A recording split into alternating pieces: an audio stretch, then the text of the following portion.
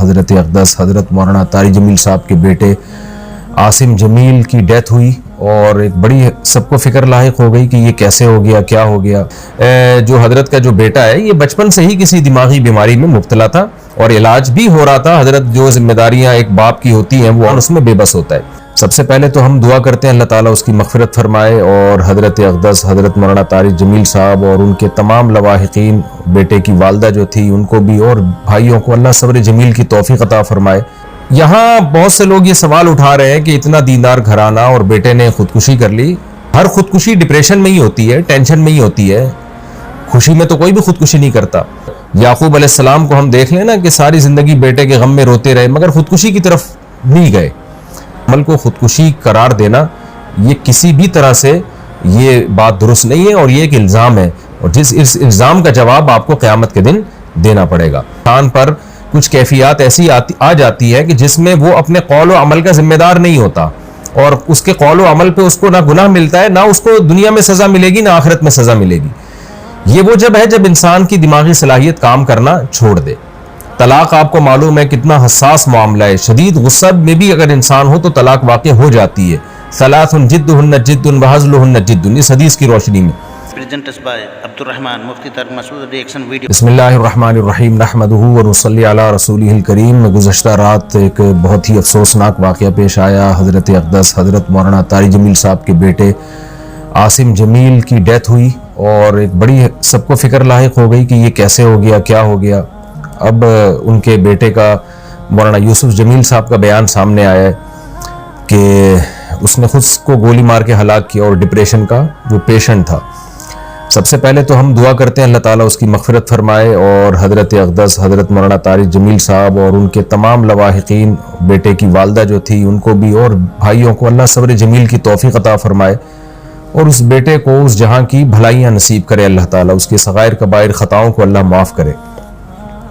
میں جو یہ بیان ریکارڈ کروا رہا ہوں ان لوگوں کو جواب دینا ہے جو اس عمل کو خودکشی قرار دے رہے ہیں، کیونکہ میں نے بھی کچھ کمنٹس پڑھے ہیں، کچھ لوگوں کے نیگیٹو کمنٹس ہیں۔ آپ کو پتہ ہے کہ دیندار طبقے کی طرف سے کچھ لوگ ایسے مخالف لوگ ہیں علماء کے، دینداروں کے، کہ ان کو موقع چاہیے ہوتا ہے پروپیگنڈا کرنے کا۔ ہمارے ہاں یہ بات مشہور ہے الحمدللہ، ہمارے ہاں دیندار طبقہ چاہے علماء کا ہو، قرہ حضرات کا ہو، حافظوں کا ہو، الحمدللہ ان میں خودکشی کا ریشو نہ ہونے کے برابر ہے، ان کے گھروں میں بھی اور ان کے خود ان میں بھی کوئی بھی خودکشی نہیں کرتا۔ اور یہ بات بڑے فخر سے بیان کی جاتی ہے کہ قاری حضرات کی تنخواہیں دیکھیں آپ، ائمہ کرام کی تنخواہیں دیکھیں، ان کے مسائل دیکھیں، اس کے باوجود وہ خودکشی کی طرف نہیں جاتے، اس لیے کہ اللہ نے ان کو صبر دیا ہے۔ اور یعقوب علیہ السلام کو ہم دیکھ لیں نا کہ ساری زندگی بیٹے کے غم میں روتے رہے مگر خودکشی کی طرف نہیں گئے۔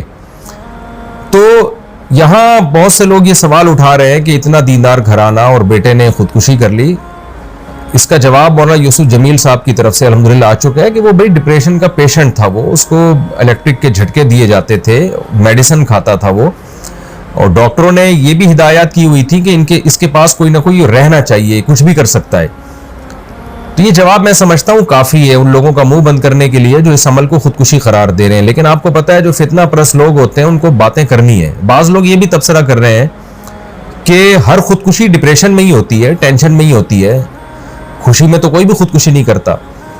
تو دیکھیں یہ ٹاپک ڈاکٹروں کا ہے، ڈاکٹر بتاتے ہیں اور ہم نے مشاہدہ بھی کیا ہے کہ ڈپریشن دو طرح کی ہوتی ہے۔ ایک ڈپریشن تو عام لوگ جو دنیا کی محبت میں ڈپریشن میں گئے ہوئے ہیں، ایک ڈپریشن وہ ہوتی ہے جو کسی دماغی بیماری کی وجہ سے ہوتی ہے، اس میں دیندار لوگ بھی مبتلا ہو سکتے ہیں اور اس کا کوئی علاج، اس کا علاج یہ نہیں ہے کہ اس کو صبر کی تلقین کی جائے، اس کا علاج میڈیسن ہوتی ہے، دماغ میں کچھ کیمیکل آگے پیچھے ہو جاتے ہیں۔ ایسے بہت سارے پیشنٹ ہم نے اپنی زندگی میں دیکھے ہیں، بہت اچھے لوگوں کو جنہوں نے بڑی بڑی ٹینشنیں جھیلی ہیں، برداشت کی ہیں، لیکن وہ بیٹھے بیٹھے ڈپریشن میں چلے جاتے ہیں، میڈیسن لیتے ہیں تو سیٹ ہو جاتے ہیں، وہ دماغ کے کچھ کیمیکل ہیں جو آگے پیچھے ہو جاتے ہیں۔ یہی وجہ ہے، اور یہ نئی بیماری نہیں ہے، صدیوں پرانی بیماری ہے۔ یہی وجہ ہے کہ علماء کرام نے یہ مسئلہ طلاق کے مسائل میں بیان کیا اور قتل قصاص وغیرہ کے مسائل میں بیان کیا کہ انسان پر کچھ کیفیات ایسی آ جاتی ہے کہ جس میں وہ اپنے قول و عمل کا ذمہ دار نہیں ہوتا اور اس کے قول و عمل پہ اس کو نہ گناہ ملتا ہے، نہ اس کو دنیا میں سزا ملے گی، نہ آخرت میں سزا ملے گی۔ یہ وہ جب ہے جب انسان کی دماغی صلاحیت کام کرنا چھوڑ دے۔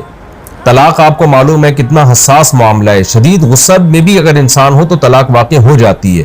ثلاث جدہن جد وہزلہن جد، اس حدیث کی روشنی میں. لیکن علماء نے بیان کیا کہ اگر کوئی اس کے پاس قرائن ہے اور وہ اس کا دماغ صحیح کام نہیں کر رہا، ایسی صورت میں وہ بیوی کو 100 طلاقیں بھی دے دے گا تو نہیں ہوں گی، اس لیے کہ اس کا دماغ ہی کام نہیں کر رہا ہے ایسے موقع پہ. تو جب طلاق جیسے مسئلے میں ہم علماء کرام آج سے صدیوں پہلے ایک اسٹریس اور ڈپریشن کا مریض جس کا دماغ کام کرنا چھوڑ دے، اس کے اس عمل کو طلاق قرار نہیں دیتے، وہ زبان سے کفریہ کلمات اگر زبان سے نکالے گا تو وہ کافر نہیں ہوگا. حالانکہ کفر تو مذاق میں بھی اگر آپ کفریہ کلمات زبان سے نکالتے ہیں تو آپ کافر ہو جاتے ہیں، لیکن اتنا بڑا جرم بھی معاف کر دیا اللہ تعالیٰ نے اگر اس کا دماغ کام نہیں کر رہا. تو ایسے ہی خوب سمجھ لیں کہ ایسا ڈپریشن کا مریض اگر کسی کو قتل کر دیتا ہے یا اپنے آپ کو قتل کر دیتا ہے تو وہ نہ دنیا میں مجرم ہے نہ اللہ کے ہاں وہ مجرم ہے. اس میں ملامت کرنا اور کسی کو برا بھلا کہنا یا کوئی نیگیٹو باتیں کرنا، یہ جو باتیں کرنے والے لوگ ہیں وہ مجرم ہو جائیں گے. تو ایک ڈپریشن وہ ہوتی ہے جو دنیا سے دنیا کی محبت کی وجہ سے دنیا کی چھوٹی چھوٹی باتوں کو آپ بہت زیادہ بڑھا لیتے ہیں، یہ کس کی وجہ سے ہوتی ہے؟ یہ ناپسندیدہ ہے، کیونکہ نیک لوگ ہمیشہ صبر کرتے ہیں. لیکن ایک ڈپریشن وہ ہے جو آپ کو کسی دماغی بیماری کی وجہ سے، تو یہ بچپن سے اس کی جو ہمیں تحقیقات سے معلوم ہوا ہے کہ یہ جو حضرت کا جو بیٹا ہے یہ بچپن سے ہی کسی دماغی بیماری میں مبتلا تھا اور علاج بھی ہو رہا تھا. حضرت جو ذمہ داریاں ایک باپ کی ہوتی ہیں وہ اولاد کے لیے وہ ذمہ داریاں پوری کرنے میں لگے ہوئے تھے، لیکن ظاہر ہے کچھ چیزیں اللہ کی طرف سے ہوتی ہیں، انسان اس میں بے بس ہوتا ہے. تو ہم سب اس غم میں حضرت کے ساتھ برابر کے شریک ہیں اور ہم سب دل سے دعا کرتے ہیں اللہ تعالی حضرت کے اس بیٹے کو اس جہاں کی بھلائیاں نصیب کرے اور اس جہاں کی خوشیاں نصیب کرے، اور جو بھی ان کے رشتہ دار اور لواحقین ہیں اللہ تعالیٰ ان سب کو صبر جمیل کی توفیق عطا فرمائے، اور جو منفی کمنٹس کرنے والے لوگ ہیں اللہ تعالیٰ ان کو ہدایت دے. اور میں پھر دوبارہ اپنی بات کو ریپیٹ کرتا ہوں کہ اس عمل کو خودکشی قرار دینا یہ کسی بھی طرح سے یہ بات درست نہیں ہے اور یہ ایک الزام ہے، اور اس الزام کا جواب آپ کو قیامت کے دن دینا پڑے گا. اللہ تعالیٰ مرحوم کی مغفرت فرمائے اور لواحقین کو اللہ صبر جمیل کی توفیق عطا فرمائے اور مرحوم کو جنت میں اللہ تعالیٰ اعلیٰ درجات عطا فرمائے. وما علینا الا البلاغ.